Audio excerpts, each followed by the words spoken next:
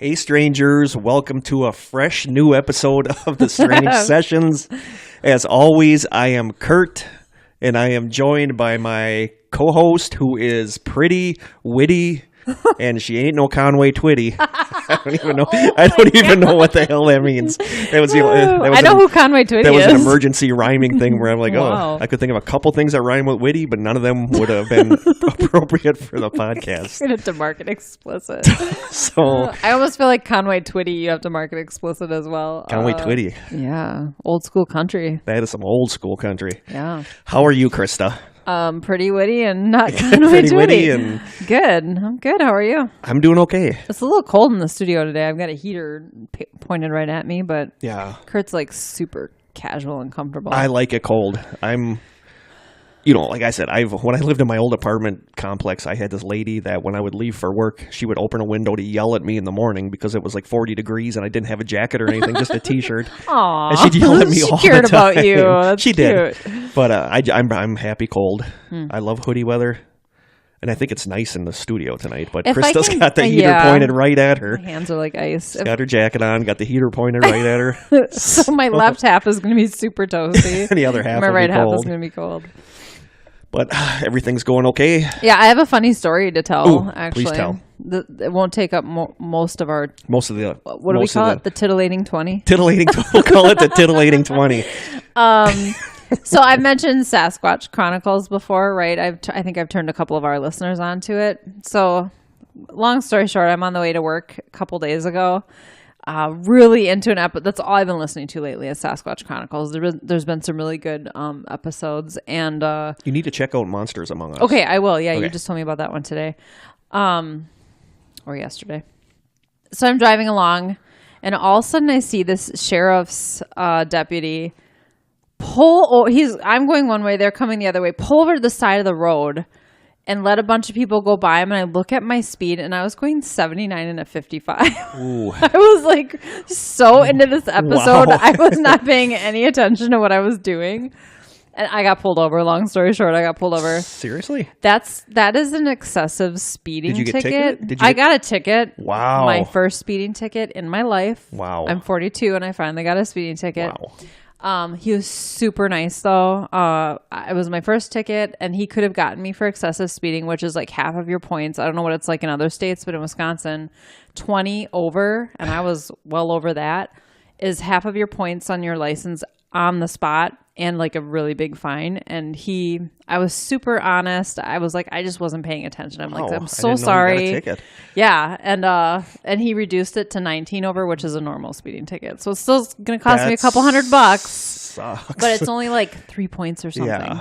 Yeah. My first ever speeding ticket, I don't remember if I told you this. I had a friend that was part of like a modeling studio that her and these other girls like did a lot of modeling, like for the Shopko weekend flyer ads. Ooh, and all a lot that of stuff. looking at watches. Yeah, a lot of that, like the bras and the swimsuits and stuff. And she was late for a modeling session in Appleton.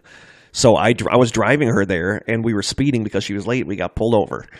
And I just remember when we got there, she was telling all the other models what happened, and they're all coming up and hugging me and like, "Oh, I'm so sorry." That and worked stuff. out pretty well for you. I was like, "Yeah, it was totally worth it." And then we went to lunch, and I was with all these models, and I was like, "Yeah." Dang. And then all the male models showed up, and then I was pretty much like something you scraped off the bottom of your shoe. You were just the driver at that I was just point. the driver at that point. But that was my first speeding ticket. Well, the moral of my story, kids, is if you're listening to a podcast that you're really into, just use your cruise control. Yes. Just use your cruise control. I'm using mine now, and now I'm super cognizant of my speed at all times. As I'm 42, I don't have drugs in the car. I'm not doing anything wrong. But boy, does your heart start pounding when you see the lights go on behind you. You're not in trouble. You're just going to walk away with a ticket at the most. But still, that's that moment. I got pulled over a couple weeks ago for my sticker being overdue. Oh, really? And, everybody is like, were you texting? Because I'm trying to stop texting and driving, but I'm really bad with that. So I'm trying to get better. But yeah, he just gave me a warning because it was, but I think it was like 1 in the morning. It was 1 in the morning. So I think he was pulling me over to see if I was drinking. Oh, could be. But I was babysitting for my niece and nephew, and that's why I was Well, driving but if your stickers are expired, or if your plates are expired. So that's Law Talk Another with Kurt and Krista. Another public service announcement. Get your plates renewed and don't listen to podcasts. But other than that, I went to the concert Saturday night. How was such Blue a good October? time. Blue October are amazing in concert. So isn't the rave supposed to be haunted? Yeah, the rave is supposed to be haunted. So was it the rave or the Eagles Ballroom that you were in? It was the... I don't know which... Eagles Ballroom is the uppermost. It's like a huge, No, huge it was ballroom. the smaller one, so it was It's the probably rave. the rave then, Yeah, they yeah. sold it out for the first time ever, so that was nice. But their Blue October is amazing in concert. So good, and I had such a good time. But yeah, we were talking to somebody there that they have a security person positioned. I think it's a pool or something. Yeah, in the basement. Yeah, they have a security person positioned there during the concert because people try to go down there because of the stories about it being haunted. Okay. Well, For you guys who don't know, this is in Milwaukee, the rave. Yeah, it's a concert kind of hall. a shoddy neighborhood.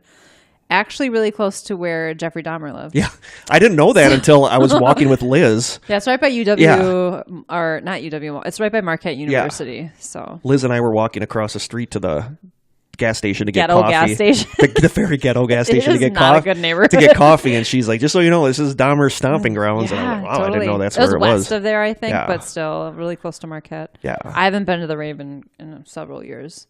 DJ Shadow was my last concert there. I don't even know who that is. Most people probably don't. No. But any hoozles. We want to give some shout outs to our newest strangers, Yeah. and those would be Angela Bell, who I know in person. Love you, Ange. Sonia Borisovna. I think that's how it's pronounced, Borisovna. Sounded good. It sounded okay. Do you think she's Russian? I don't know. It sounds Russian. I hope so. Well, hopefully she'll tell us. I like Russia. Patrick Anno. Kaylee Solner. Or Solnier. We're not sure. Now I'm self-conscious that I know, we're right? massacring everybody's names. Stephanie LeBlanc. Did you see Stephanie LeBlanc's picture? I don't know. She looks a lot like Barry that we always talk Really? about on her. She looks so much like Oh, Barry I'm gonna have to go that and at look. first when her thing popped up, I thought it was Barry because it looks so much like Barry. Does she have the cat eye, like the She has the glasses like Barry. Oh, okay. Yeah, she looked so much like Barry. It was kind of like, whoa. Nice. Russ Woolen, who is not on Facebook, but sent us an email to say how right. much he liked the show. So thank you so much, Russ. Yeah, that was so cool. And Jessica George Gam, who I went to high school with. Oh, hey, Jessica. She She just joined. Yeah, that's right. She's been, I think Mark added her to the group. Yeah. But she's starting to listen to the podcast now. We went to high school with her, and she was in a ghost hunting group that she says has kind of fell to the wayside. As did ours. As did ours, but if we ever do an investigation, might have her come along. Very cool. I'd like to have her on the show to talk to her about her experiences. I don't get a lot of opportunity to talk to other investigators from other groups. I don't either, so it would be kind of nice fun to to talk compare to them. notes. Yeah. Very cool. So do you have any personal shout-outs? I don't think so. I don't think so either. I want to give a personal shout out to Jamie Bond, who did our music and sat in on our episode Area 51 because his father passed away. Yeah. So that was sad, but Very love you, sad. Jamie. Hope you're doing okay. We're thinking about you. Thinking about you. Any housekeeping? Not that I can think of. I'm terrible at this. I feel like I probably always have housekeeping. I just don't write it And down. then after we leave, you're like, we should have, because we do that a lot. We're like, crap, we should have talked about this. Just a reminder that we have a contest going on. Yeah. That only a handful of people have submitted for. Sherry, thank you. Yes, thank you, Sherry. I think so far only 5 people. Well, come on, people. Sign up. you can do better than this. We're We're disappointed better in than you. that. Foolish mortals. You send it. All you got to do is send an email to the address thestrangesessionscontest@gmail.com, and if your name is the one we pick, you can pick our topic for our 20th episode. Sweet.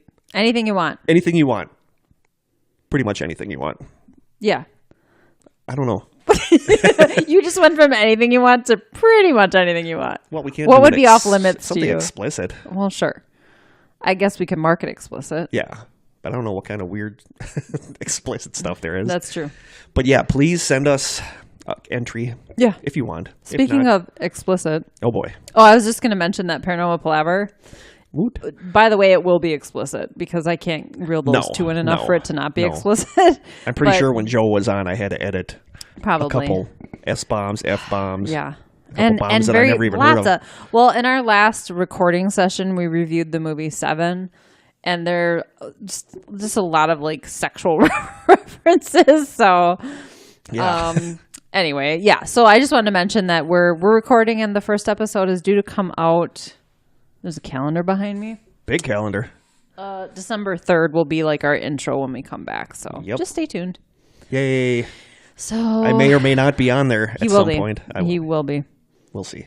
If I have to strap you to that chair, you're going to be on this episode. Sweet. It's more about nailing down a time that we can all make it, but I wanted to make it sound part. way more dramatic. We all have different schedules. Totally different schedules, but yeah, I'm looking forward to that. Cool. I'm looking forward to our taste test today. Woot, are you ready? I think so. This was sent to us. It's in like a coffee thermos, but he said it's not a beverage. So this was sent to us by our listener that we have mentioned several times, Sarah from Canada, our Canadian listener.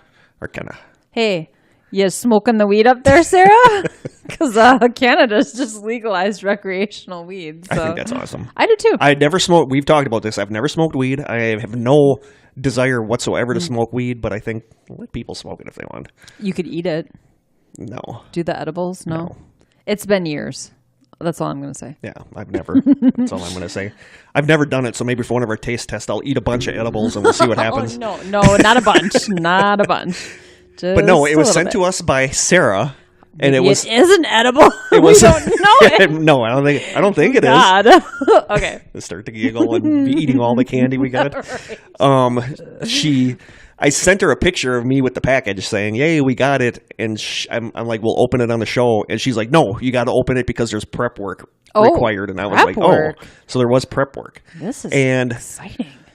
This is one of those things that people either love or hate. Oh, like cilantro. Cilantro is horrible. Love cilantro. Is I love awful. it. No, it's wonderful. This is one of those things that people either love or hate. And it's funny because I told one person what we were trying, and they're like, that's nasty. Is there black licorice in And it? then I told Miranda today, I went to Miranda's house, and I told her, and she's like, that sounds really good, actually. So it's one of those things that you're either going to love or you're going to hate. And I think you're going to like it. Okay. So if it doesn't have black licorice in it. No, it doesn't have black licorice. Okay. So this was sent to us, as I said, by Sarah. I'm nervous. I got to get my phone ready.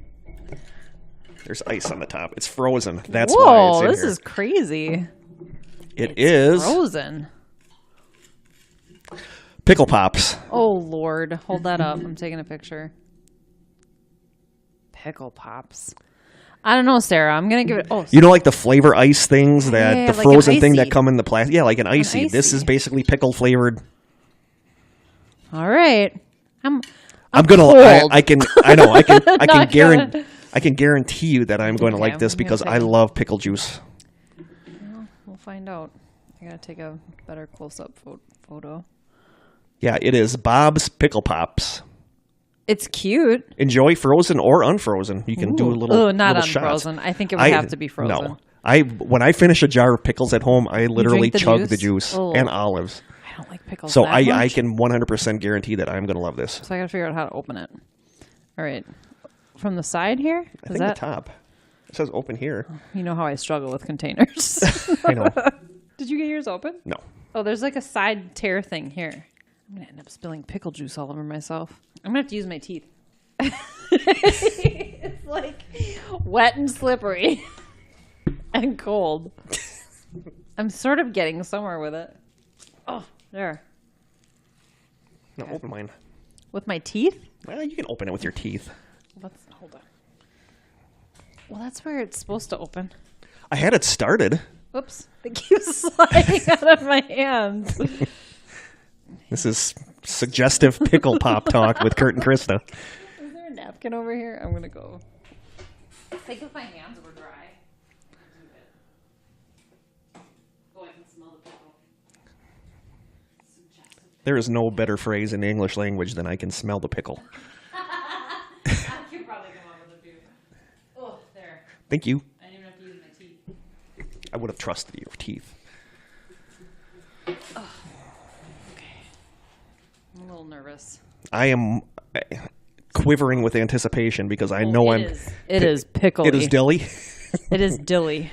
Dilly dilly. Are you ready? I'm ready. Let's try the pickle pops. Okay.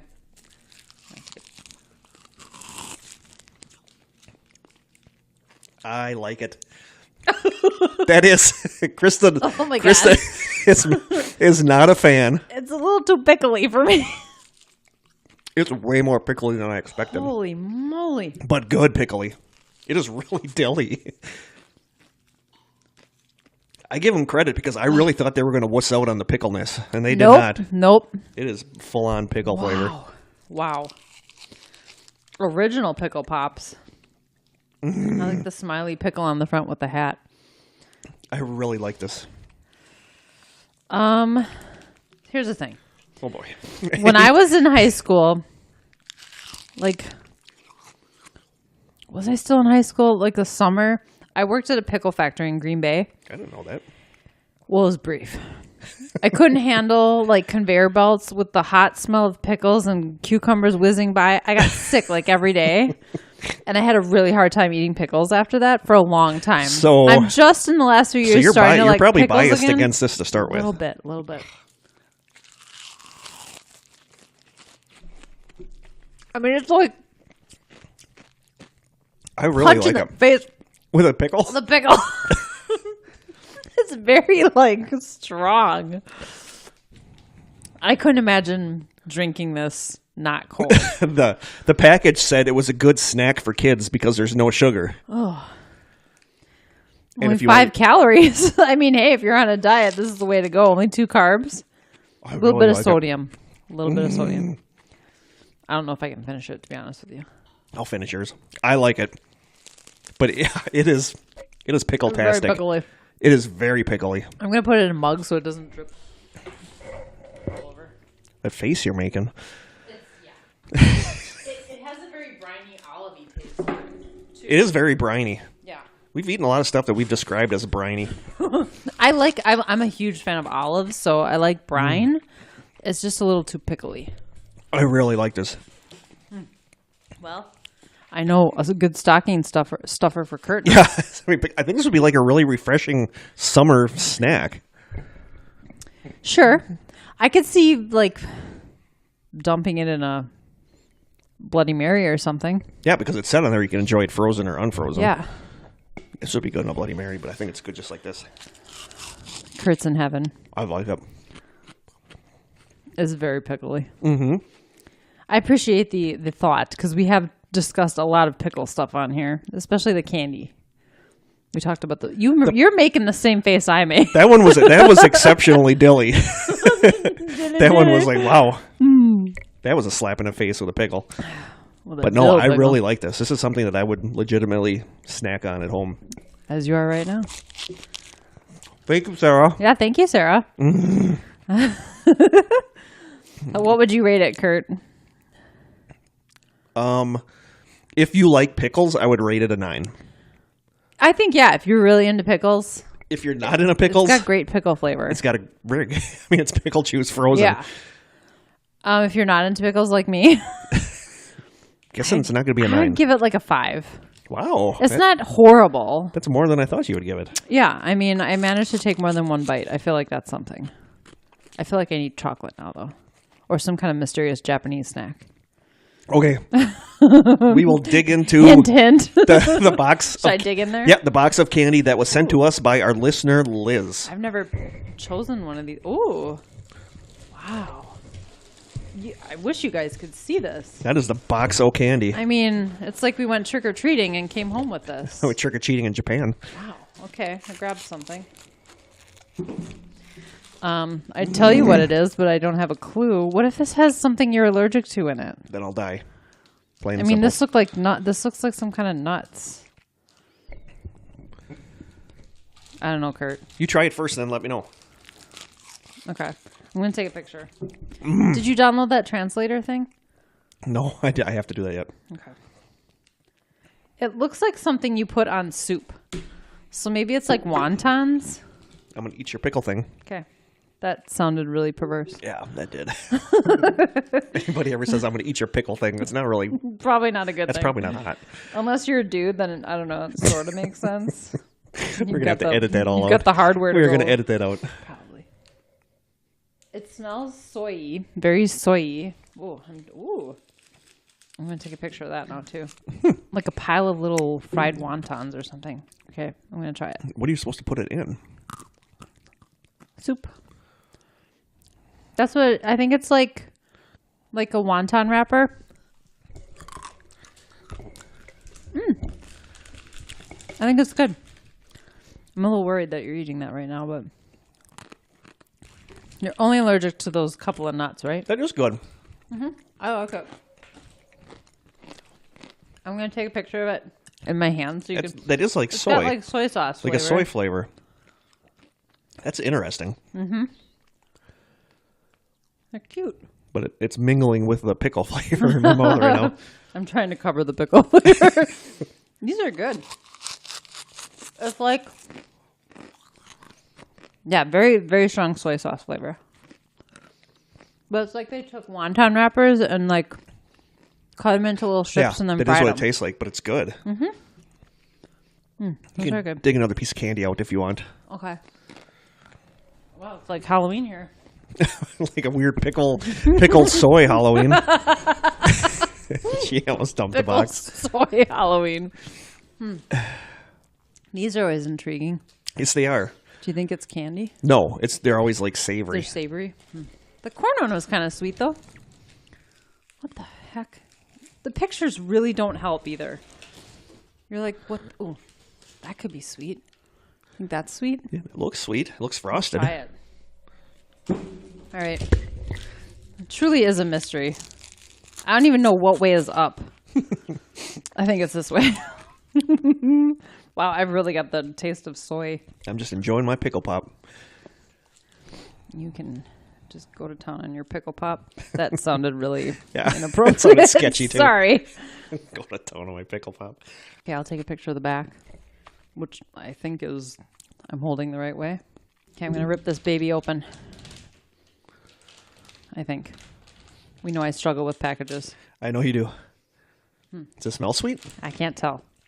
It smells fried. They're really into fried stuff. I've discovered. Ooh. It looks like a big cookie. Sort of like a snickerdoodle. It looks like a snickerdoodle cookie. It's gonna probably like fish flavored. It probably is. Oh, let's try this. Take a picture. I don't know. Everything's going to taste like pickles for me right now. So I don't know what it's going to Soy. be. Pickles and I think soy. it's gonna be messy. Oh, it's hard to. Oh, Wow. That did you hear that? That busted hard. Oh, There's like rice. there's a piece of drywall. Sugar-coated drywall. It actually looks like styrofoam. It looks like a McDonald's hash brown. That's what it looks like. It does. I hope it tastes like one. It doesn't smell like anything. No, Like nothing. I'm afraid. It smells like nothing. Okay, you ready? I'm ready. Oh. Oh, it is sweet. Ugh. What does this taste like? Like a What is? I'm like, like those Quaker rice cakes. Oh, it does taste like it tastes a like a rice rice like a the caramel ones, but a little buttery too. yeah, but it's got like a weird Salty fish it's got flavor. Like no, not a fish or pickle or soy. It's got like a savory, weird savoriness Umami. to it. It might be umami. Might be umami. I like it. I like it, but I can't describe. No. If only we knew what the ingredients were. It's like sweet, but there's also like this. There's like an underlying savory flavor. Yeah. It's very crunchy. It is very crunchy. I should take a picture of it broken in half. It's good. I really like that. I can't describe it. It reminds me of popcorn mixed with a rice cake. Yeah, it's like a popcorn rice cake mixed with caramel with a hint of soy or something. With a hint of mystery. Yeah, I'm just going back to town on my pickle pop. Okay. I ended on a high note. That's all I wanted. Thank you, mysterious Japanese crunchy snack. Thank you, Liz and Sarah. Yes, thank you guys. I am having a love affair with my pickle pop. I don't know if I want the rest of these crunchy soy things though. Okay. Leave those for the paranormal palaver guys. Anything we Probably don't like. still be Anything just we as don't good like. then. Yeah. They can have our hand-me-downs. All right. Are we ready to go? We're ready. I got my pickle pop, I got my coffee, and I got my lucky podcasting underwear on. So we are set. I forgot about your podcasting underwear. I've washed them in between, but I've worn these for every episode we've Are you done. being serious? Yeah, Like you really yeah, do? Yeah, that's like my lucky so charm. Funny. Wow. Yep. So if we have a really crappy episode, like Maura Murray, we'll know that you weren't wearing Maybe I your wasn't underwear. wearing it for Maura Murray. Maybe that's what happened. This fly is driving me crazy, by the way. It's the worst. I'm having this last piece of caramel apple candy. Yeah, the fly's been in here since Sunday. I know that for a fact. I watched Jeff swat at it for like 2 hours. So on to tonight's main topic, which is the Yuba Five. And I believe this was first suggested to us by Bridget. Well, Bridget, who, by the way, real quick, is starting her own podcast. Yes, she is. Super excited. That's the kind of stuff we should have in housekeeping that we forget about. We're terrible at this. But Bridget is really all about vintage. You should follow her on Instagram. I'll have to look. She's got a couple of different profiles. She's out in California. She's been a fan of the show from pretty early on. And she's starting a podcast. I think it's called The Vintage Life with Bridget. Yes. Something like that. Yeah. She posted a picture of her with her headphones. I know. I saw that. It was like so cute. Or no, it was a little video. So I'm excited. We still want to have a crossover episode. We can figure Strange that out. Vintage or the Vintage Sessions or something. I got it. We'll figure something out. Yeah, we'll do it. But I believe she was the first person to suggest the Yuba Five. She did, yeah. And a couple other people have suggested it since then. Very And cool. I think Krista's going into this one knowing basically nothing about it. Just the little snippet that you posted in The Strangers, that's all I know about it. So basically nothing. Like I said, this has basically gotten the title America's Dyatlov Pass Incident. Yeah. So if you listen to that episode, I think you're going to like this one. At least I hope so. I hope so. I know nothing about it. The story of the Yuba Five starts on Friday, February 24th, 1978. I was always under the assumption this was recent. Oh. Until I started researching it. Not so much. I knew absolutely nothing about this before I started researching this last week. So it's about 40 years ago. Yeah, and there's podcasts Or it is 40 years ago. Yeah, it's one of those, something like that. There are podcasts out talking about it, but I'm trying to get away from listening to podcasts about what I'm going to talk about because then it might sway whatever I'm going to say. Right. But I thought this was something from the 90s, but it's not. 1978. February 24th, 1978. I was 8 years old. I was 2. Okay, moving on. Youngster. A group of 5 friends from Yuba City, California headed out to watch a college basketball game in a nearby town. The 5 friends were Gary Mathias, Jackie Hewitt, William Sterling, Jack Madruga, and Ted Weir. Those are the Yuba Five. Okay. All 5 men were between 24 and 32 years of age and all had developmental disabilities and were all enrolled in a day program for mentally handicapped adults. They were all very self-sufficient, however, and were completely able to function in society, just being what people would call, quote, slow. Didn't one of the guys, that's me, remember? I'm the slow one out of the two. Oh, yeah, that's right. Didn't one of the pictures you posted, though, wasn't it a cop? No, he was a soldier. That was him, a picture of him in the Army. Oh, okay. That was Gary Mathias. He actually was in the Army for a while. Gotcha. So they were all, they were slow, but they were able to function. Sure. They were just what we would call slow. There are all varying degrees of, Gary Mathias was diagnosed with schizophrenia, but was on medication for it and had served in the Army until he was discharged for drug use. Wow. Police records show that he had become violent on occasion and was charged with assault twice. If he failed to take his drugs, he would sometimes lapse into a disoriented psychotic state that usually ended up with him in a Veterans Administration hospital, but by most accounts, he had his condition well under control. On that afternoon, February 24th, 1978, the 5 men headed out in Jack Madruga's car and drove 50 miles north of Yuba City to the town of Chico, California. Chico. I just want to say, that's where Aaron Rodgers is from. Seriously? Yep, Chico, I did not know there was a California. Chico, California. Well. They drove to the town of Chico, California to attend the basketball game at the California State University there. The game ended around 10 o'clock p.m., and the group stopped at a nearby store to pick up some snacks for the trip home. Specifically, 1 Hostess cherry pie, 1 Langendorf lemon pie, 1 Snickers bar, 1 Marathon bar, 2 Pepsis, and 1.5 quarts of milk. Can you still buy a Marathon bar? I think so. I don't even know what that is. I'm impressed with 1.5 quarts of milk. Wisconsin boy right there. Gotta wash all that chocolate down with That's something. right. Hey, California has happy cows. Haven't you seen the commercials? Whatever. We're America's Dairyland. Of course. Don't even get me started with that. Nothing personal against California, but they're trying to offended. They're trying to jump on our milk stuff. Our dairy bandwagon. Dairy bandwagon. That's a thing. The group drove away from the store, and that is one of the very last times that the men were seen alive. The next day, the families of the men called the police when they failed to return home. They were supposed to play in a basketball tournament themselves on that day and were excited about it, so it was alarming to the families that they would do anything that might lead them to miss the tournament. The police put out a bulletin and began a search for the missing men. On Tuesday, February 28th, a forest ranger found Madruga's abandoned car on an unpaved road in a mountainous area near Oroville, California, which was 70 miles to the east from Chico rather than the south, which would have taken them back home. This feels very Maura Murray all of a sudden. Yeah. Last seen at a gas station, an abandoned car found on a road. I'll post a map there. I found a map on a couple different websites. It had like a map of where the bodies were found, where they were headed, and it's way... Spoiler alert, there are bodies that are found. That's a spoiler alert. It's way out of the way. Like, if they would have headed back to Yuba City, it was basically a straight southern shot. Okay. But where they went, they had to turn off the highway at one point. I've already got theories brewing, and I don't even know what happened. The car was unlocked, one of the windows were down, and the keys were missing. The junk food wrappers were laying in the car except for one uneaten candy bar, and all the maps in the car were still folded up inside the glove compartment. There seemed to be no damage to the car, and it still had over a quarter tank of gas. It didn't appear to have been stuck in the snow or anything, and if it had spun out or gotten stuck, the 5 men should have had no problem getting it out. The car just seemed abandoned. Forest rangers began a search of the area, but shortly after starting the search, a huge blizzard moved into the area, dropping over 9 inches of snow and obliterating any potential tracks or evidence that the men might have left. As winter continued, no word of the men, their whereabouts, or their fates came. Then, in June of that year, a group of weekend motorcyclists came across a broken window on an abandoned Forest Service trailer on a campground site 20 miles away from where the car had been abandoned.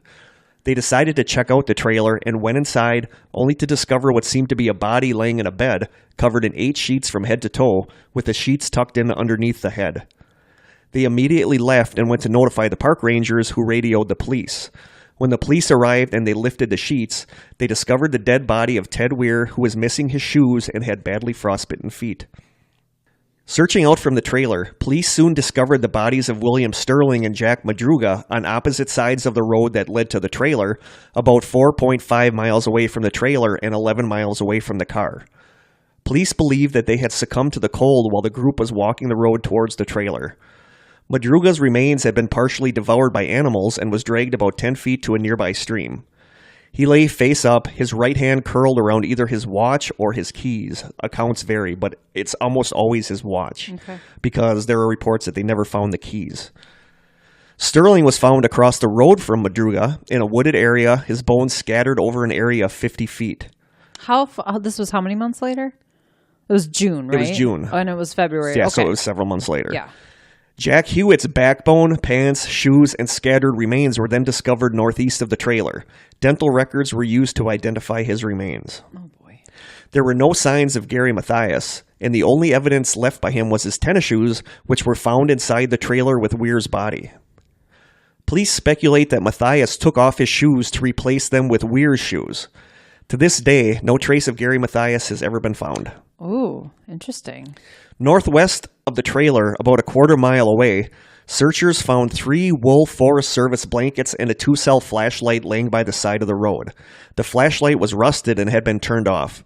It was impossible to tell just how long it had been there, so it's not known if Mathias had been carrying the items or not. That was the theory. Looking back through their records, the Forest Service discovered that they had a snowcat run up the road to the trailer on February 23rd, the day before the disappearance, leaving a path in the snow that the men might have followed. It had been 42 degrees in Oroville that night, meaning it was most likely below freezing where they were because of the rise in elevation. They were basically going up a mountain. Okay. Autopsies on the decomposed remains show that the men most likely died from exposure, except for Ted Weir. So now we get to some of the strange stuff. Okay. Because I was going to say, so far, this is all pretty... Yeah. A bunch of guys got disoriented in the storm and... Based on facial hair growth and weight loss, it's believed that Ted Weir, the body in the bed in the trailer, had lived for 8 to 13 weeks after his disappearance. My God. At the time of his death, his body was emaciated and weighed only around 110 to 120 pounds, and his death is believed to have happened from agonizingly slow starvation, even though a storage shed next to the trailer held over a year's supply of individual canned, freeze-dried, pre-cooked, and prepared meals issued to the U.S. military, along with a can opener. Only a few of the packages of food inside the trailer had been opened, while the majority of them had remained untouched. Scattered throughout the trailer were dozens of paperback books, newspapers, pieces of wooden furniture, and several packs of matches, but a fire never appears to have been built for warmth. The broken window that was used to get into the trailer had never been covered, and strangest of all, a propane tank connected to the trailer had not been turned on. Yuba County Lieutenant Lance Ayers said, quote, "All they had to do was turn that on and they would have had gas to the trailer and heat." And based on the sheets that were used as a makeshift shroud, the way they were tucked in around the body had to have been done by a second person inside the trailer. It is believed that the missing Gary Mathias was the other person in the trailer since his tennis shoes were found inside of it. It's believed that Mathias exchanged his tennis shoes for Weir's at some point because Weir's feet were badly frostbitten. He took the shoes off, and it's believed that Mathias put his shoes on his feet because they were bigger than his, and they think Mathias might have had frostbite too. Okay. You have to remember that this shed, or this trailer they're in, is 20 miles away from where the car was. Right. So they had to walk. They were all dressed in light jackets because nobody expected to be outside. They were dressed in light jackets, tennis shoes, and they walked 20 miles through the snow. Yeah, Weir had only been wearing a shirt and lightweight pants and had walked or run in the darkness through almost 20 miles of 4 to 6 foot snowdrifts to reach the trailer. A table by the bed held his ring with the word Ted engraved on it, his gold necklace, his wallet with cash inside, and a gold watch with a missing crystal, which the family say had not belonged to any of the 5 men. And the car's underside was undamaged. This heavy American car with a low-hanging muffler and with 5 full-grown men inside had weaved up a stretch of tortuously bumpy mountain road in total darkness without a gouge or dent or thick mud stain anywhere on the underside of the car. The driver had either used astonishing care and precision, the investigators figured, or else the driver knew the road well enough to anticipate every rut. It was almost like the car had been picked up and set down there, one investigator said. The family say that only Madruga drove that car ever and would not have let anybody else drive it. The families also say that Madruga disliked camping and hated the cold and had never been on that road before. I just keep going, And then we get to Joseph Shones. Joseph Shones later told police that on the afternoon the men disappeared, he had driven up the same road the men's car was found on because he was planning to bring his wife and daughter up to their cabin that weekend, and he wanted to see what the snow situation looked like. Shones drove in and ended up getting his car stuck in the snow about 150 to 200 feet ahead of where Madruga's car would eventually be found. Shones tried to free his car from the snow, rocking it back and forth, only to end up having a minor heart attack. oh my God. Unable to move much or do much of anything, Shones stayed in his car with the engine on and the heat going. He dozed on and off, and sometime in the night, he was woken up by what he called a strange whistling noise. He managed to get out of his car and look back, and said he saw what looked like a group of men walking in the glare of vehicles' headlights, and that he also saw what looked like a woman carrying a baby with the group of men. What? He said that he could hear the group talking amongst themselves, so he called out to them, yelling for help. As he did that, he said the lights completely went out and the talking stopped. After not hearing anything for a while, Shones once again got back into his car. A few hours later, he said he saw flashlight beams outside his window and once again called out for help. At the sound of his voice, the flashlight beams went out and all was quiet. After his car completely ran out of gas, Shone got out and made his way back down the road to a lodge he had stopped at earlier. As he neared the area where he heard the voices, he came across Madruga's abandoned car. But there are also reports of Shone saying that he saw 2 vehicles there, a car and a pickup truck, and that he saw all the people from the vehicles get into one of the vehicles and leave. He later took that back, saying, quote, "I don't know why I said that." Okay. So if you research this, you're going to find 2 kind of different stories. That's Either he saw the Why group. would he do that? Either he saw the group. He also says that he had a heart attack and was dazed and going in and Yeah. out of consciousness. He could have hallucinated all. Exactly. Yeah, he could have. He admits that he could have. And that's basically the story. There's so many unanswered questions. Why did they turn off the main road? Why would they wander underdressed uphill into the woods rather than wait in the operable car? How did they walk in normal shoes without outdoor clothing so far in snow several feet thick? Why wouldn't they have built a fire with equipment in the trailer or figure out how to turn the gas on? Why did Weir die of starvation when there were enough rations outside in a storage locker for the 5 men to survive for over a year? Weir had a notebook in his pocket that he used as a kind of diary. Why didn't he write anything on it at all the time he was laying in bed in the trailer? Who tucked the sheets in on Weir?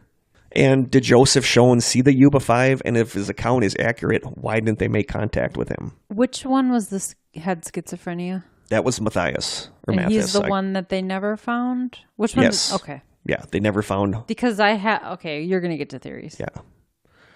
So there's basically 3 theories for this. I'm ready. People are fascinated with this case, too. Mm-hmm. There's so much talk about it. Okay, I'm ready. 3 theories. Number 1, paranormal. Okay. Bigfoot. Whistling sounds, flashlights, and headlights are all kind of common themes in alien abductions. Sure. People theorize that maybe Joseph Schoen had been abducted by aliens and the Yuba Five witnessed it, and that's why they fled the scene. Okay. I don't know. Just throwing it out Well, there. I guess it doesn't explain why they were out there in the first Exactly. place. Okay. Exactly. There's a lot of people that tie it in with the missing 411 stuff. Sure, because there's some weird things in here that kind of totally correlate line up with some of the missing 411 stuff that we've talked about. Agreed. So there's that. Well, and back to paranormal, unless you're going to talk about Bigfoot, there are a lot of people who are making connections between missing 411 and Bigfoot. Yeah, wasn't going to mention Bigfoot, but throw that in there too in the paranormal stuff because it's very possible. But that's basically what they have for paranormal. But a lot of people say that a lot of people feel that there's paranormal undertones in this thing. Well, there's just unexplained a lot of things. unexplained stuff. Although I think some things can explain it, but go ahead. Yeah, we'll probably get into those. Okay. Theory number 2 is foul play. There were unsubstantiated accounts of the boys defending a woman in a possible altercation at the basketball game. Could someone have followed them when they left, and the reason they turned off the main road was to lose their pursuers? A lot of people who live in that area state that it's almost impossible to get to that road that they were on by accident, and they had to purposely go there. Did they witness something they weren't supposed to and flee to the trailer to hide? Could they have picked up a hitchhiker? Or could Schoens himself have killed the men? That's actually one of the theories. Could they have fit a hitchhiker in that car that's with the of thing. them? As soon as I read that, I'm like, no, they had 5 bigger on their lap they had 5 or what? bigger guys jammed in there. Right. So I don't think they could have picked up a hitchhiker. And people theorize that maybe Schoens, the one that claimed to have witnessed the car behind him and the lights and all that stuff, is maybe the one that actually killed them. But that doesn't make sense either because they died from exposure. Right. So that makes no sense. Well, and was it medically verified that he had a minor heart attack? Yes, it was. He went to the doctor, and it was verified that he had a minor heart attack. How do you fake that? Yeah. I think it'd be hard to kill a bunch of people while you're having a minor heart attack. And then Unless he had the heart attack afterwards, but go ahead. Exactly. In the Charlie Project blog in 2017, they did a story on this, and they had the comments section, and there was a commenter named Hewitt. And Isn't that one of their last names? No, you're right. It is? Okay. Yeah. Interesting. So they had a commenter named Hewitt. And this is all, what I'm going to read is straight quotes that Hewitt wrote on the board. Okay. Hewitt said, "My husband's brother was one of these boys. Oh, okay. I have been in the Hewitt family for 20 years. There are stories of a situation that happened where the boys were forced up the road. All the stories I've heard have all been close to the same from all members of the family. Forensics are much better these days. I wish someone would look into this case and give closure to the remaining family members. I do believe that there was some sort of foul play. I am always praying that even after all these years, answers come out. This has been a very hard and devastating trauma to the families involved. My husband was also involved with the search and was there when the remains were found. He was 18 years old. My father-in-law speaks of this often, and my mother-in-law has been silent for years. For my loved ones who have been left without answers, I think it would be great if someone with current investigation experience could look into this. Has anyone ever realized that Schoen said he saw 5 people, 1 woman? Would that mean 4 boys on the road? 1 boy could have already been missing before they made it to the snow. Stories are that one of the boys was beaten and thrown off a bridge. The other 4 ran due to the town bully. It's just stories, but why did this not air on Unsolved Mysteries? Because parents were afraid. Afraid of who or what? The guy who had state's evidence was found dead with chlorine in a fluid he drank. A lot of stuff surrounding this that no one shows in these articles. And notice how it's just left cold, completely left, but someone knows and that someone is still out there. In another post, she says, looks like this hasn't been commented on in a while, so I'm going to throw out some possibilities, a wrench, so to speak. Being very close to the late Jackie Hewitt's brother, I have a lot of information about this story that is not in the articles. We've been following social media lately, and a lot of people are now talking about this. I can give you this. When the parents say they think the boys were forced up the road or taken, they believe it. They believe foul play was a factor. First, I want to tell you something that's fact. Jackie Hewitt would not have left that car or willingly agreed to go up that night in the mountains. He was home every night. Second, as for the food in the forest trailer, these boys didn't like to touch things that didn't belong to them in the first place, and that's the kind of boys they were. They wouldn't have broken locks or lockers without feeling bad and would have avoided taking what wasn't theirs for the taking. My father-in-law was there every day of the investigation and searching. My husband was in a search party that found the two boys on the creek side. My father-in-law was there and found his son's remains, his firstborn son. What is not mentioned is that baby clothes and blankets were in the car and shell casings were found outside near the car. This info may have been kept quiet at the time in hopes that a true lead would follow. What if Matthias was thrown off the Orville Dam wrapped in chains and never made it up the mountain, which is why his remains are yet to be found? What if there was a man that was going to turn in evidence against someone who was all part of this, but he suddenly died of an accidental Drano overdose? What about the guy who was going to speak to the one with info, but bullets fly through his house and almost hit him and kill a small child? One of these boys had a sister with a baby, and a very angry ex-boyfriend bully who wanted payback for the breakup. These are parts of the story that are not talked about. What if in 1978, we have a man who even the police didn't want to deal with, the town bully? He's believed to have bullied the boys that night, possibly hurting one of them and threatening them to run or die. If what I'm saying is evidence behind it somewhere, we need to find it. And she goes on to say, it's hard to know truths, but when multiple families are afraid to air Unsolved Mysteries episodes due to possible backlash, it should start putting up some question marks, don't you think? I know my mother-in-law wanted answers and my father-in-law was willing to sign the release, but the other families opted out. Because 5 families were involved, without consent from all, it wouldn't air.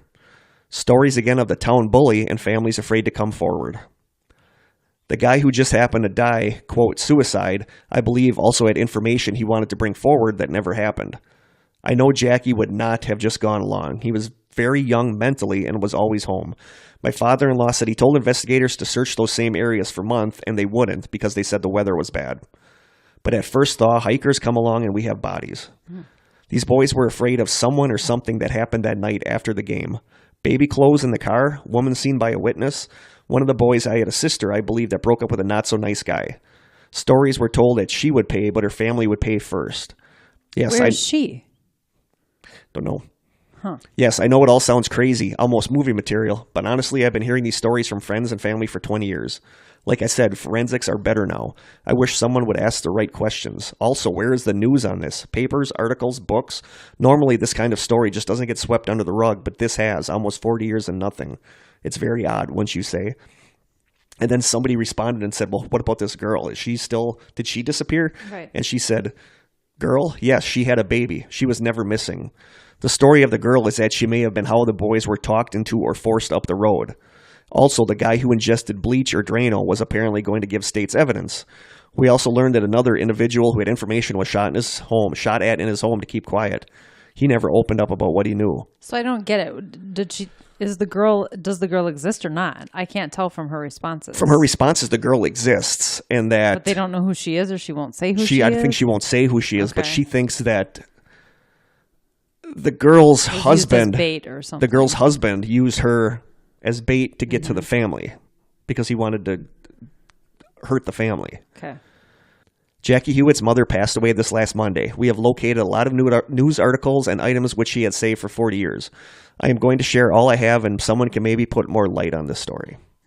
And that's from... That's really sad. I mean, that's got to be frustrating. 5 people are gone. 4, at least you know what happened to them to some degree. 1 was never found, and it's like nobody's doing anything about it. It's no, just like and a it cold surprises case. me that as crazy of a story this is, it did not get a whole lot of coverage. I've heard No, a lot of the stuff before. I read were basically from, there's like one or two newspaper articles about From back this. then. Yeah. So there was very little coverage of this, and a lot of the stuff that is out there now came from just these couple articles. Like, this is like a really fascinating case, and you think there would have been a lot more about it out there, but there's not. There really isn't. Well, all of that information blew my theory to shreds, but... So is it possible that it was foul play? I mean, this Hewitt lady really believes that. Well, she sounds like she has a lot of information. Well, yeah, she keeps bringing up about the guy, that supposedly drank Drano to kill himself. I can think of better ways to do it than drinking Drano. Or he was poisoned. Yeah, or he was poisoned. The bullets through the house that it sounds like killed a child. Yeah, and that the police didn't even want to go after this guy. And there's theory number 3. It was just an unfortunate series of events. Sure. That's actually where I was leaning with it. Like one of the, like somebody posted a theory that said, the next day, Saturday, which would have been Saturday, the next day they had a basketball tournament that could have meant a free trip to LA, and that psych meds don't really have a good effect on your basketball performance. Oh. So they think Matthias maybe stopped taking his meds in anticipation of the game. And that the night as they were driving back, is it possible he had a mental break and became convinced that someone was following them? That was 100% my theory. The other guys have no idea what's going on, but because he's the oldest one and because he's the smartest one, people say that they maybe kind of looked at him as the leader of the group. And, with him having his break, he was trying to lose the person that was tailing them. The person said, I bet Matthias was the de facto leader of the group. He was the highest functioning and had the most worldly experience because he was in the military. Was he driving? No. Okay. Madruga was driving. Okay. So they drive up the mountain road trying to get away from whatever he thinks is after them, and they get stuck. They walk out of the car to see how badly they're stuck. At this point, this poster theorizes, at this point, I'm guessing the other guys are starting to argue with Matthias that they need to turn around and go home. But what happens instead? Out of the darkness on this isolated mountain road, a man starts calling out to them. And that's Shones in his car. Yeah. That's Shones in his car calling out to them. Matthias freaks out. The other guys think, holy crap, he was right. And they set out on foot with flashlights. The guy calls out to them again, and they turn off their flashlights and blindly stumble along the path that was in the snow going up the mountain until they end up reaching the trailer. This person also says there was no woman and baby. The witness was probably wrong about that. Matthias kind of had longish hair at the time, and they wonder if he wasn't holding something or was had his arms crossed in front of him to stay warm. Okay. And that Shones maybe thought that was a woman holding a baby.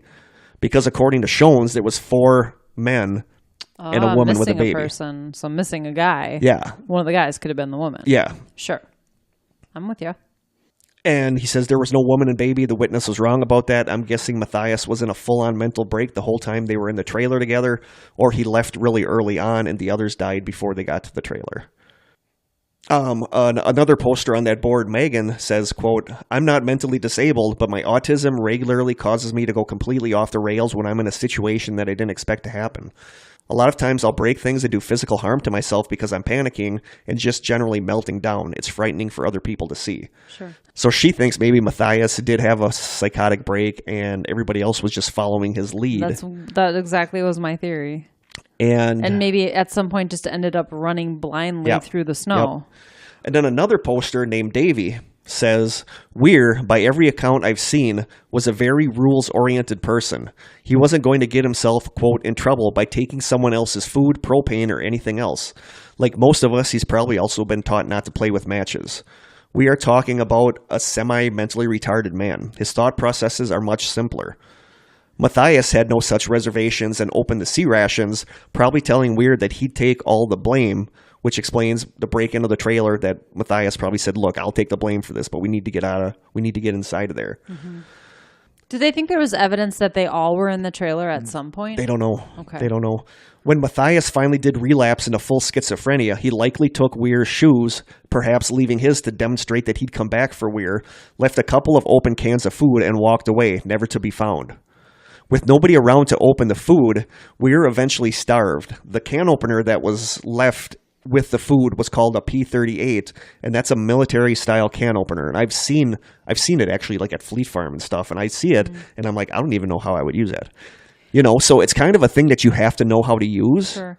How long do they think he survived, though? 8 to 13 weeks. You can't survive that long on 2 cans of food. No. So he had to have been getting sustenance from something. Yeah. And water. Yeah. You can go even, I mean, what is it, like 5 days without water? Yeah. 3 days, something like that? You know, we'll get into that when we talk about our feelings about the case.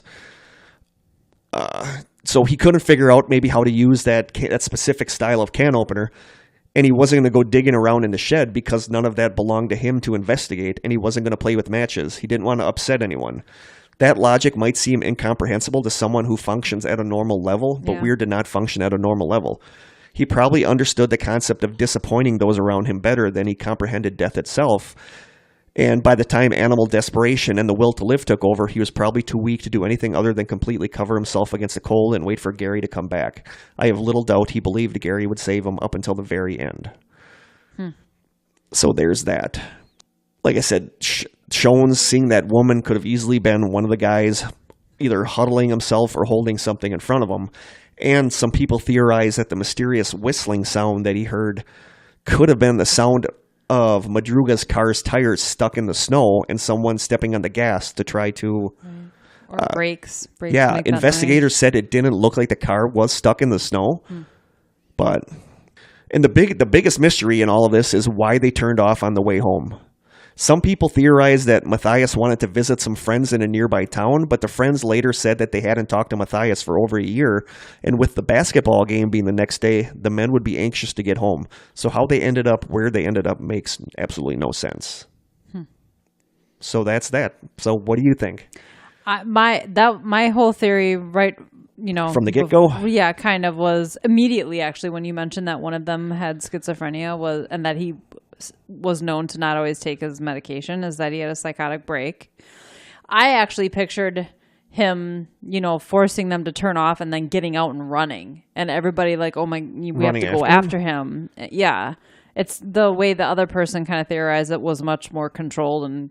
But then if you take Shone's account, if you think what Shone said is true, he saw the men. What he said was true, yeah. Yeah, and that's the problem with his testimony, is that he could have been, I've never had a heart attack, but I don't know. I'm sure. I don't know what kind of state of mind you're in when you have a minor heart attack. And it sounded like he was kind of coming in and out of consciousness. He himself even says that this could have all been hallucinated by him. He's not 100% sure, but this is what he remembers seeing. He remembers seeing the group. I believe he saw something, though, because how did he know they were there to begin with? I did too, but if they were having some sort of problem, why didn't they? What I don't understand is why didn't they respond to him yelling for them?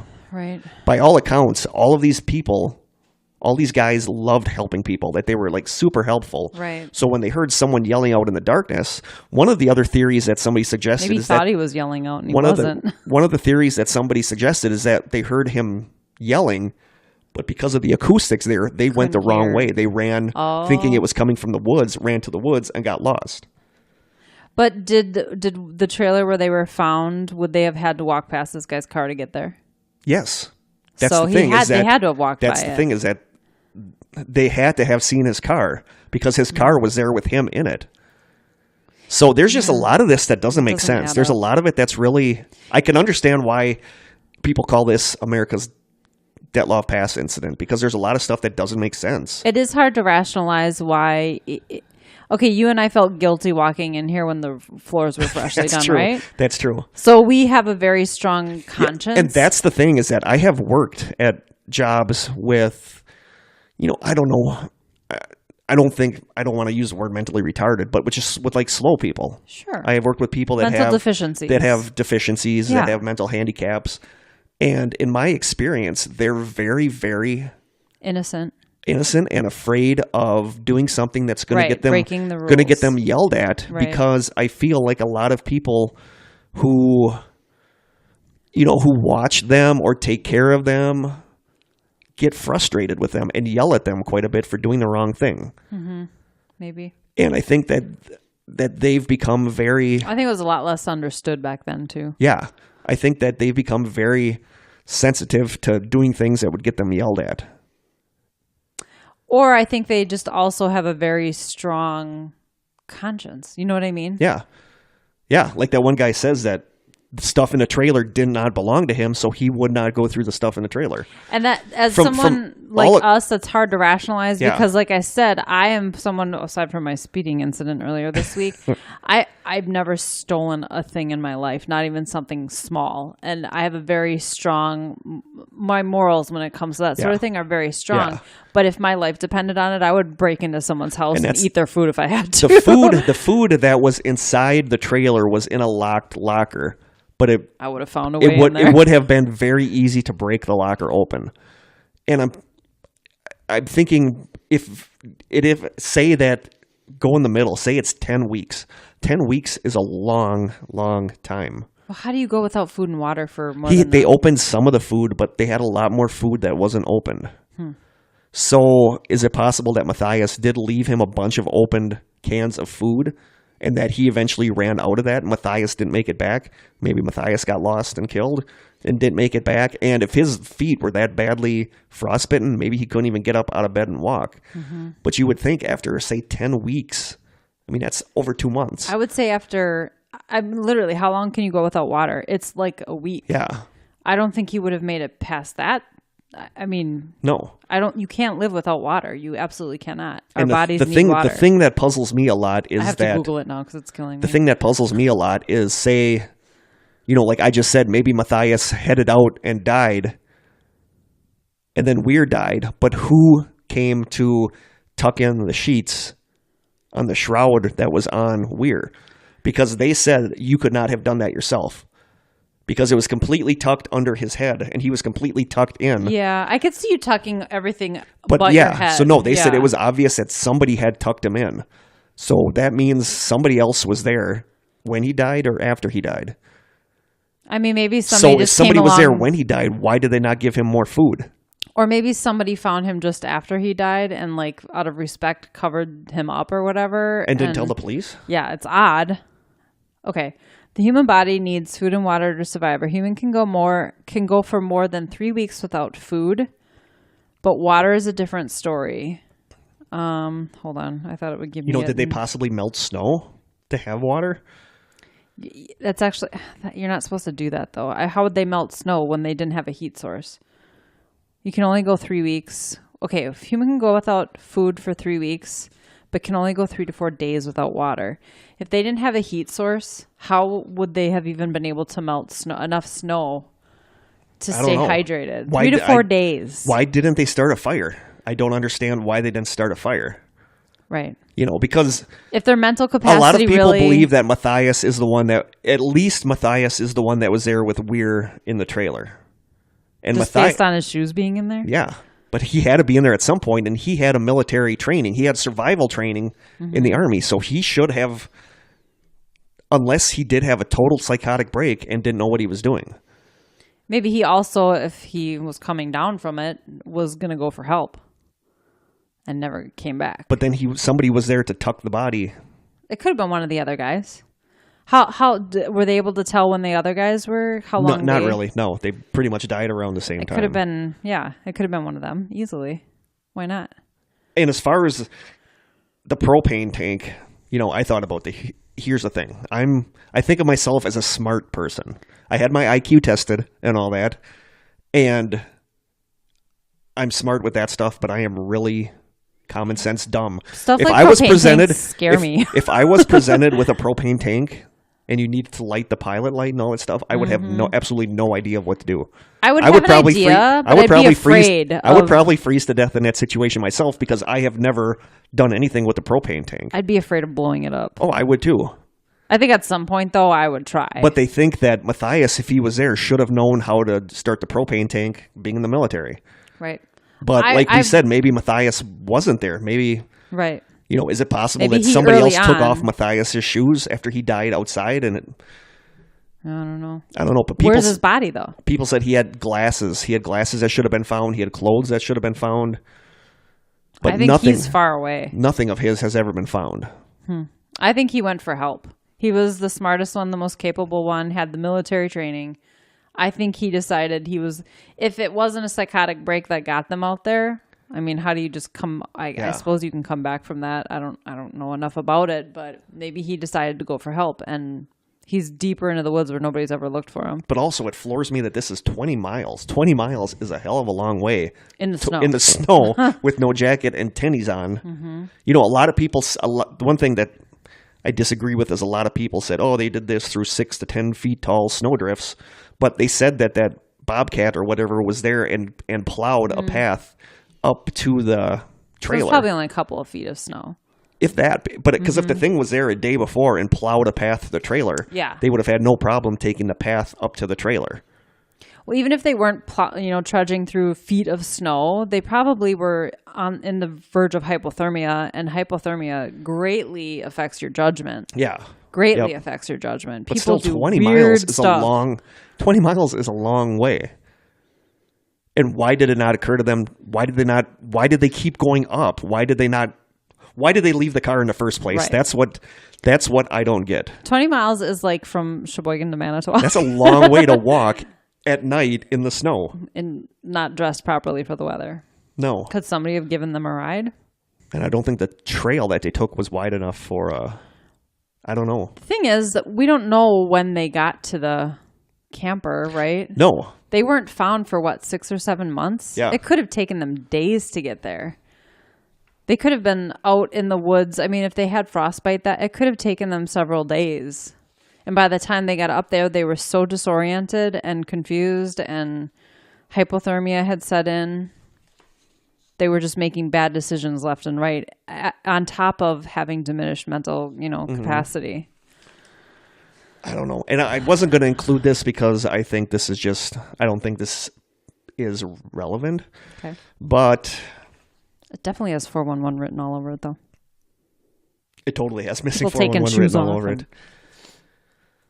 It said that a woman who did not want to be identified said she saw the 5 men a day after the night of the incident in front of Mary's Country Store in Brownsville, a small town more than an hour's drive over backcountry roads from Rogers Cow Camp, where the Mercury had been abandoned. That was Madruga's car. Okay. The woman did not report her information to sheriff's officers until Friday, March 3rd, after the reward poster was printed with the pictures of the missing men. Dennis Moore of the Yuba County Sheriff's Department said that he believes she is a credible witness and that he takes her information seriously. Well, that directly contradicts the guy who had the heart attack, though. Yeah. A search, the article went on to say, a search this week has been centered around the Brownsville area.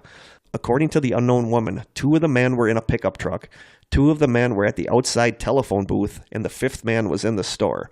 The Yuba County Sheriff's Office said the woman identified Jack Hewitt as the man in the telephone booth. But a lot of people say... Where's this pickup truck? I don't know. But another weird thing is that in Schoen's account where he said that there were 2 vehicles there, he said the second one was a pickup truck. Maybe their car, they took a wrong turn, their car broke down, but no, they said there was nothing wrong with the car. Yeah, they hot-wired it. The sheriff's department hot-wired it and said it started right up. It wasn't stuck. Because it would make sense. The window was down, so whatever happened. They weren't lost because they had maps in the glove compartment that were still all folded in the glove compartment. It makes sense that, somebody came along, gave them a ride into town. The next day, they tried to make a phone call to call somebody, and then they brought them back to their car the next day for some reason. And then they took off again up in the hills. A lot of people think that this woman is saying this just for the reward money. Well, and if we're not sure if we believe Schoen, is that his name? Yeah, Joseph Schoen. If we're not sure that we believe him, I mean, it could have been weeks later that they went up to that trailer. They were seen at this basketball game and then not found for another 6 or 7 months. I mean, that doesn't mean that they ventured up to that trailer that night. But I do believe Schoen saw them. I really do. I believe he saw them. And it was that night? It was that night. I really believe he saw them. And it was because he says he passed that car the next day when he walked to the lodge. Mm-hmm. And he didn't notify the police about seeing that car until after the report came out that the men were missing and had the car on there. And he was like, holy crap, that's the car that I walked past. That's how he got involved with this. So I don't believe the lady's account that she saw them. I mean, he could have made all this up. No, because he was actually there. He was actually there. They found him there? I think they came and got him there because his car Okay. had run out of gas. So he was there. Okay. He was there, and They verified that they he was verified there. that he did have a heart attack. So I do believe his story. Okay. It's just people don't know if he hallucinated. Remembers it correctly, yeah. If he hallucinated what he saw, if he dreamt what he saw. But The weird thing is why would he say, the whole thing about I the pickup personally truck. believe his story. I think that he saw the men get out of the pickup truck, or that he saw the men get out of the car and called out to them, and they shut their lights off because they were freaked out that they didn't know what was going on and why somebody was yelling to them. Mm-hmm. And, is it possible that they got out of the car, they heard him yell, they freaked out, one of them dropped their keys, they couldn't find the keys to get back into the car. And they've never found the keys, They right? never found the keys. And that maybe the shouting scared them enough that they bolted off into the woods. Right, they went But around. why would you go 20 miles in the woods? Well, and if they had to, if this Sean's truck or car was directly in, where was the trailer in relation to where their car was parked?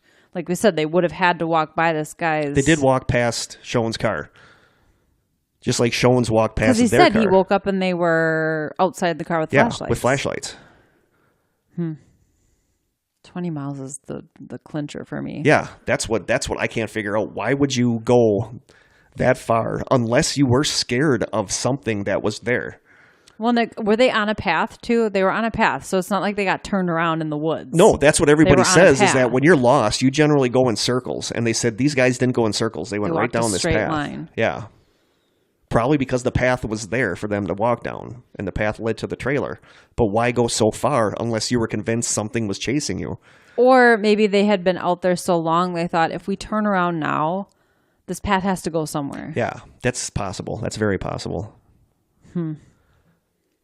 So what do you think?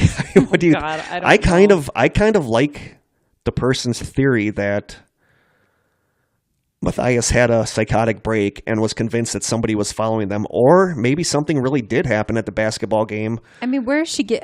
I just feel like this is a family member of one of these guys, and she has a bunch of information. Yeah. I'm more apt to believe her than my own theory. But also in that situation, you're not going to want to believe it was the boys' ignorance that got them killed. That it wasn't their. You're going to want to believe somebody did it because you're not going to want to believe But it that sounds they like she has accidentally evidence. did it. Like there's shell casings, and why were there baby clothes in the car? And But I don't know. What's your theory? What's your favorite theory?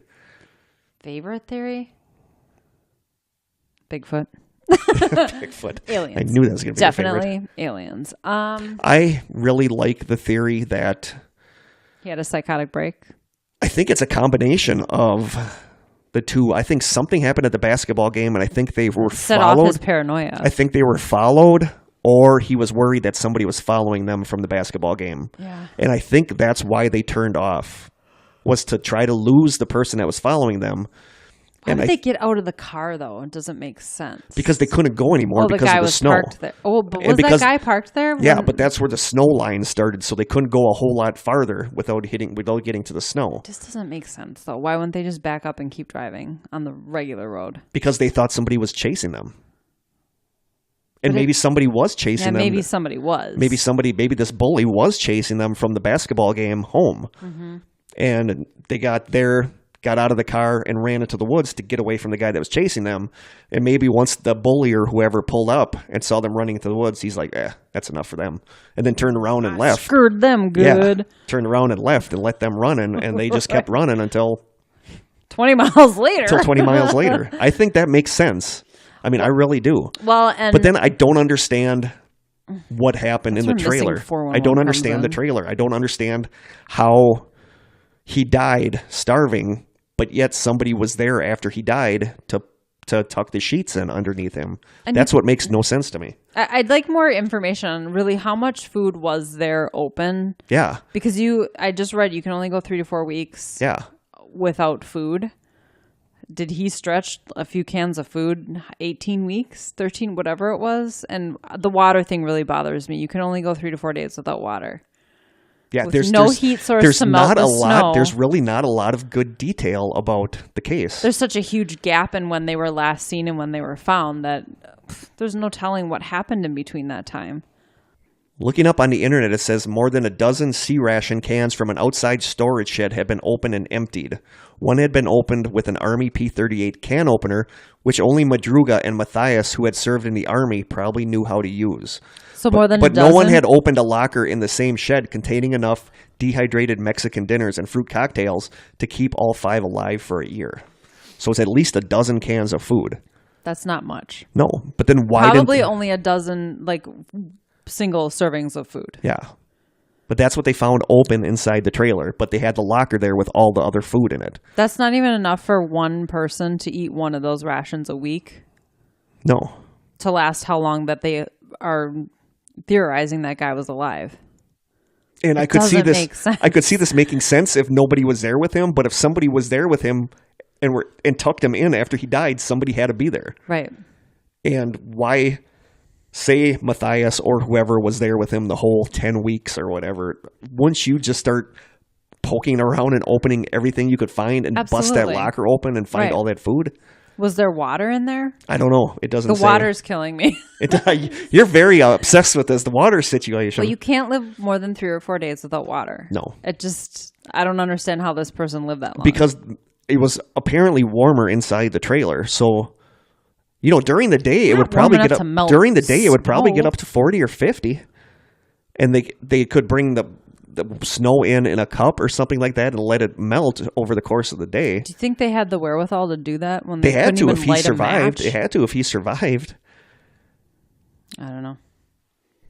I mean, it had to. Yeah, they had to. He had to have had water. That's just a given at this point. I mean, there's no way to survive without it. I don't know. My favorite theory is that something happened at the basketball game, and either they were chased on the way home or they thought that they were getting chased on the way home. Mm-hmm. And that is why they turned off. That's why they ended up going down this road to try to lose whoever. And we're like, crap, we can't go any farther. So they got out of the car and ran. And whether or not there was somebody actually chasing them or not, I don't know. But that's the only thing that makes sense, because they got out of the car, windows open, you know, so they obviously were in a panic state. Mm-hmm. But then why didn't they answer Sean when he yelled out to them for help? Right. Fear, I guess. Yeah. It's the only thing that makes sense. Yeah. So people do weird stuff when they're in a survival situation, and hypothermia and lack of food and water. Yeah. People start doing weird stuff. That could explain probably a lot of it. I just wish there was more out there about this, because there's not. And there's a lot of conflicting things. Like a lot of the articles said, oh, these kids or these men walked or ran 20 miles in a snowstorm, but there wasn't a snowstorm that day. Other people said it. Then I looked on, I think it was Weather Underground. I looked at the weather for that night, and it was just cloudy, cold and cloudy. There was no snow until the blizzard hit, I think the following day or two. So there's a lot of conflicting reports. Mm-hmm. It really does remind me of Maura Murray. Because there are a lot of why this, why this. So there's no body. And we don't have this body. Is one of those things where I think it was just a bunch of things added up that made it mysterious. Right. You know. Strange circumstances. You and I could have something happen on the way home that would be like, why did they do that? In reality, it totally made sense, but from an outside looking in point of view, it's like totally strange and doesn't make any sense. But I'm going to go when you see the explanation, you're like, oh, that's I'm going with the theory that they were either chased there or thought they were being chased there. Mm-hmm. And I don't know what happened. The guy's schizophrenia probably. I don't know what happened in the trailer. I have no idea what happened in the trailer. None of that makes sense to me. Never going to know. No. Yeah, it is weird. It's a pile of strange circumstances, and apparently nobody is spending a whole lot of time looking into it. You feel bad for the families. Yeah. They still want answers. That has to be horrible to not have those kind of answers for 40 years. Right. To have somebody you love die and not know how or why or even where, you know. So I don't know. I don't know what to make of this. Yeah, that's a tough one. I don't know. I think it's just we're never going to know kind of situation. Unfortunately. It's interesting, though. It's super puzzling, and I adding this to the list of things that I wish, if I ever have the chance to know what happened, I want to know what happened here. Like Dyatlov Pass and more. And I feel sorry for him dying in the trailer, slowly starving to death.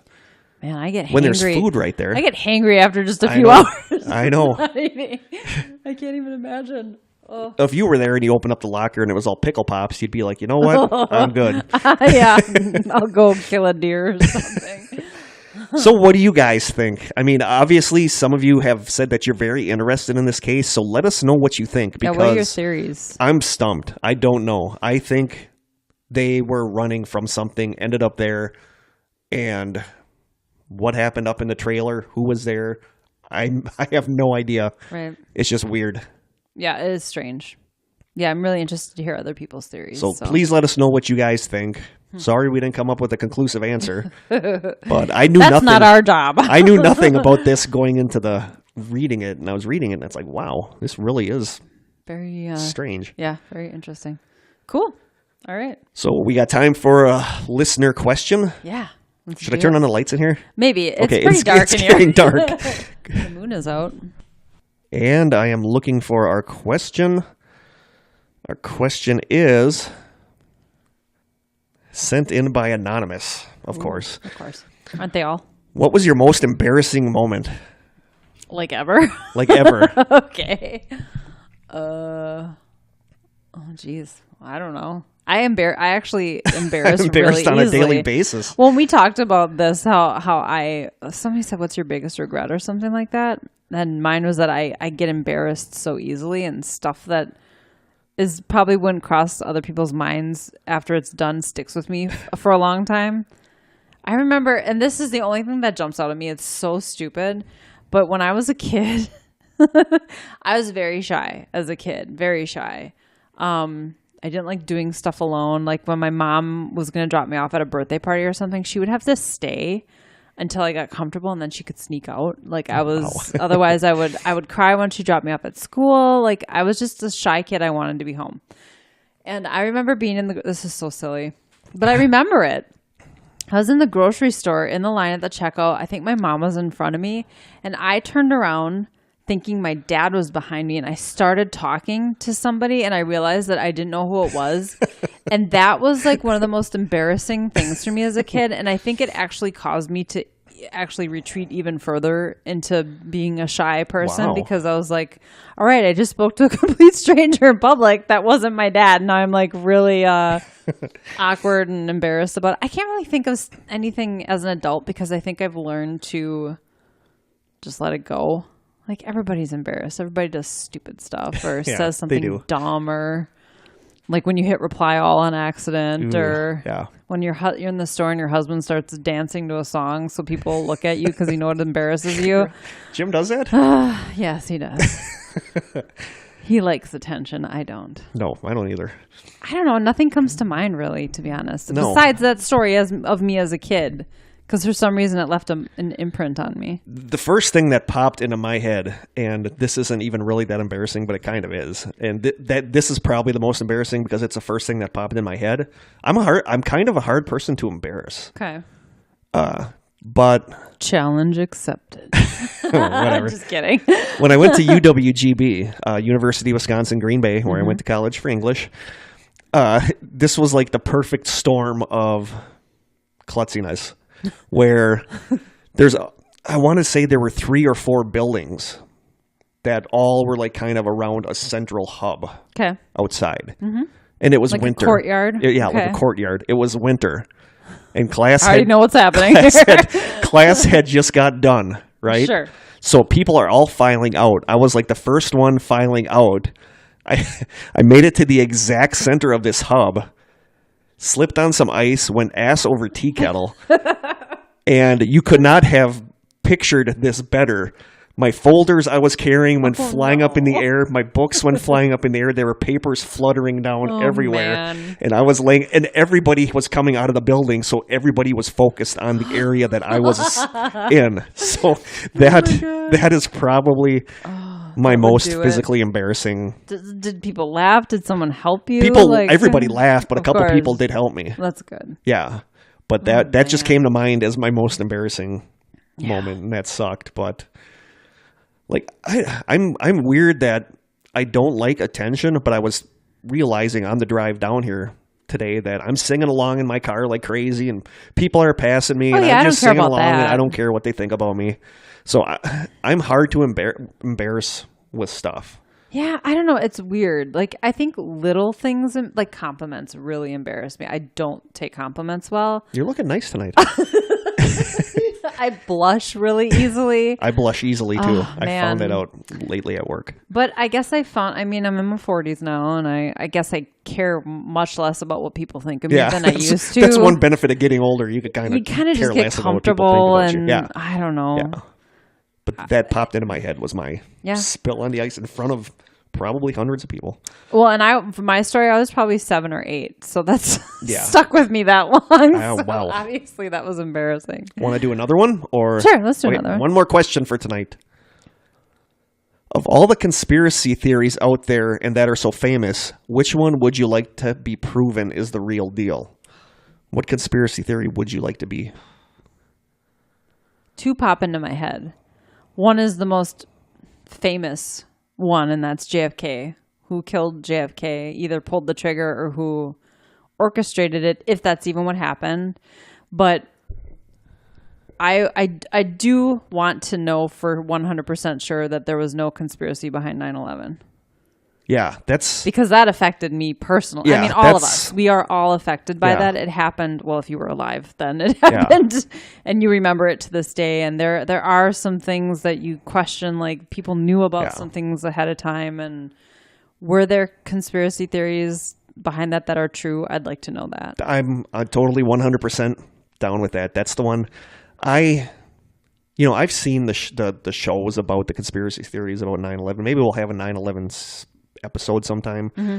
But I just flat out refuse to believe that all those people were let die knowing that was going to happen. I know. I just won't believe that. I don't want to. I know a lot of people think that's what happened. It could, I don't know. But I refuse to think that somebody would allow... On our side.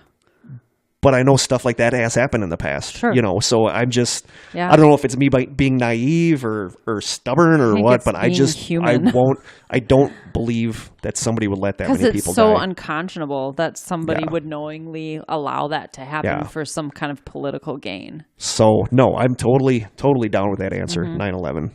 I don't want that to be true. Right. I really don't. I want it to be proven that it's not. Yeah. This was all orchestrated by... Because there's nothing, in my opinion, more monstrous than that. Absolutely. Oh. So, wow. Thank you for the questions. That was deep. That was deep. Thank you for the questions. Yeah. I do want to, while we're talking about crime here, we had talking about crime? 9/11. Oh. That wasn't really a crime.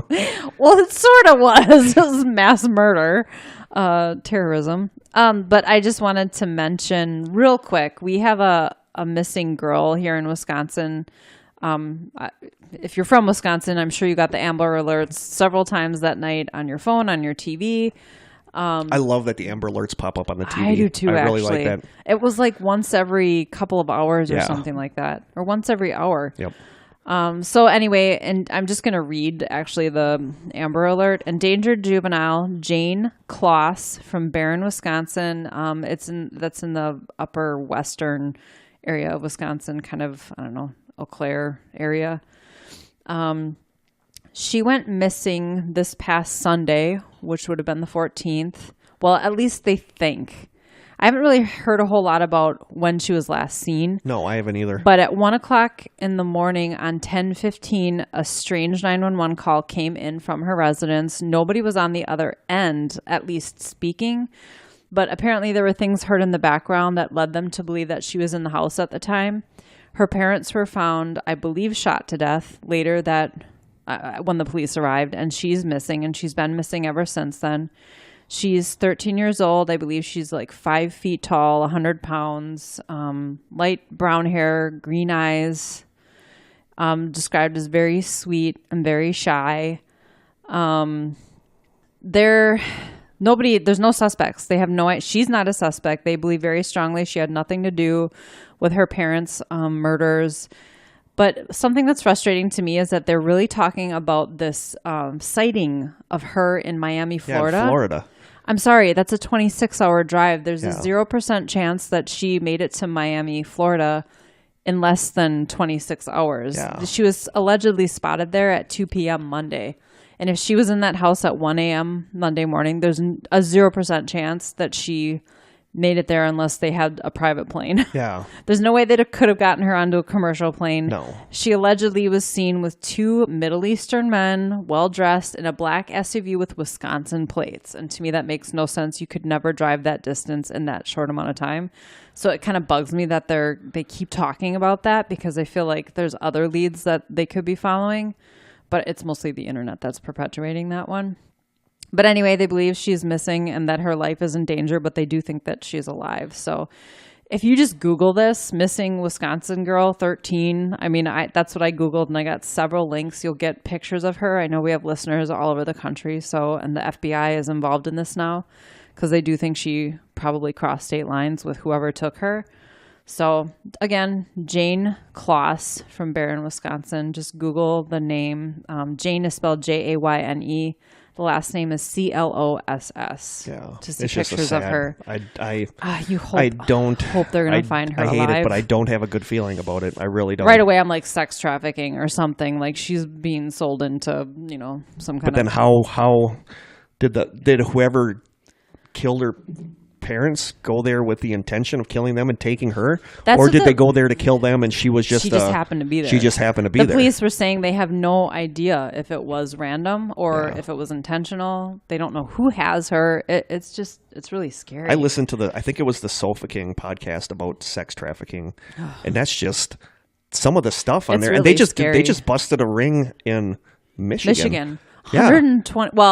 123 out of 300 some missing kids were verified located. Yeah. They said only 3 of them were probably sex trafficking, but 1 is too many. I think a lot of them were probably runaways. Yeah. But sex trafficking is it's like the real deal now. I'm hearing stories about people kind of like near misses in our area, like almost abducted kind of situations, and that's just freaking awful. Yeah, that happens, and that's, I don't know. It's depressing. Mm-hmm. I was playing a role-playing game recently where, like, the villain, his whole scheme was that he wanted to wipe out humanity and have it restart over, and I'm thinking, I can kind of understand that, but it's just, I don't know. There's a lot of times where I feel like we live in scary times. We're devolving as a species rather than evolving. At the same time, though, you have to remind yourself that the only thing that gets reported on the news is this stuff. Yeah. There's a lot of really, really good things happening in the world and a lot of good people doing really good things. It's just not newsworthy. No, that's very true. There's actually a website. If you just Google good news stories, there's a website that you can subscribe to emails and they'll send you positive stories every day in your email. I did that because I can't handle the news anymore. That's why depressing. My only news source is The Onion. That is my only news. Fake news. Yeah, the fake news. The fake news. I love it. Oh, good stuff. Wow. So that got depressing. But I wanted to put that out there because it's Yeah. fresh. There's no real, in my mind, legitimate leads, and somebody somewhere could see her and help save her life. So if you see something, say something. Definitely. All right. So on that depressing note, thank you guys as always for listening. Yep. Feel free to drop us a line, email, thestrangesessions@gmail.com. We're on Instagram, We're Twitter, on Instagram, Facebook. and if you want to ask us an anonymous question, that website is www. It's QOOH.me/strange sessions. Feel free to ask us a question. Ask us anything.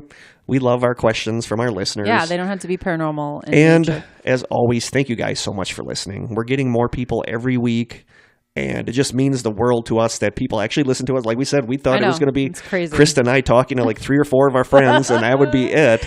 So it means a ton to us that you guys listen. And I think the ratings on iTunes do help. Yes. Because it pushes our podcast into the suggestions. Yeah. So when you are looking at a podcast and you get those other ones that are suggested, the higher you're rated on iTunes, the more your podcast will be suggested. Yeah. So somebody at work last week asked me how many fans we have. And that just rubs me the wrong way. I don't like fans. No, we have listeners. We have friends that listen. Yeah, That's what we have Friends that strangers. listen. We don't.